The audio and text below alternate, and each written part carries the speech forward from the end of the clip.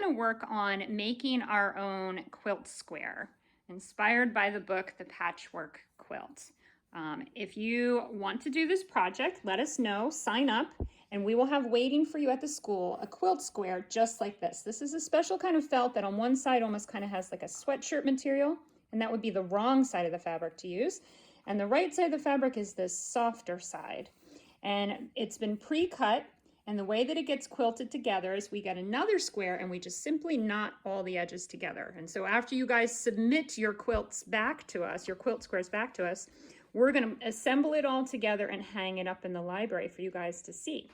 Now, if you want some ideas on how to decorate your quilt square, we recommend that you do a little drawing first. So Juliet has been reading Wings of Fire, so she'd do a drawing, her idea of one of the dragons.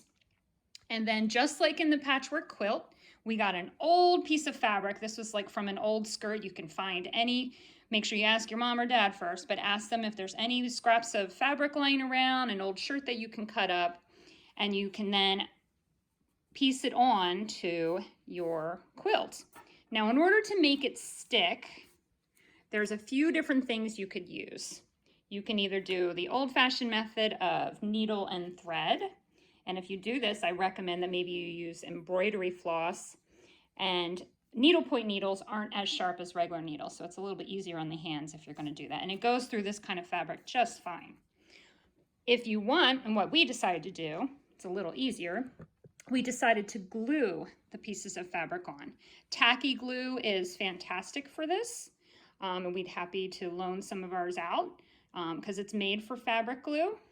It's made for fabric, but you can also use spray glue, and you can use regular Elmer's glue, like regular school glue, and it'll work just fine. It gets a little messier than the tacky glue, but it does work.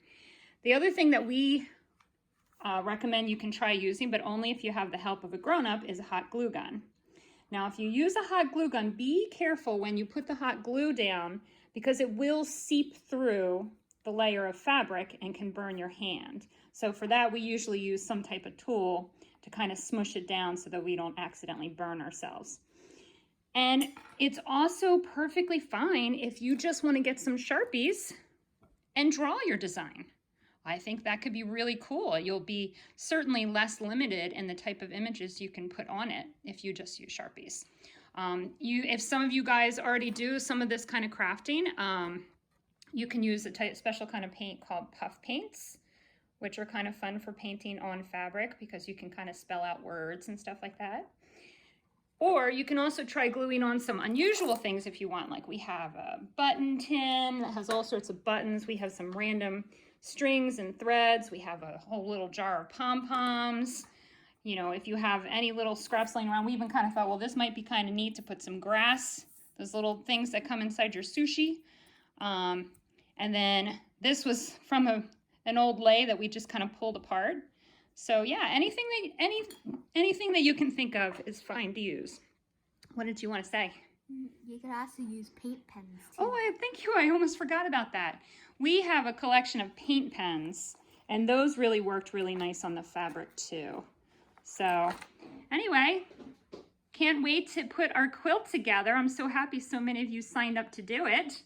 It's going to be awesome when it's all done. Oh, that reminds me. Don't forget to put your name on the back, okay? Talk to y'all soon.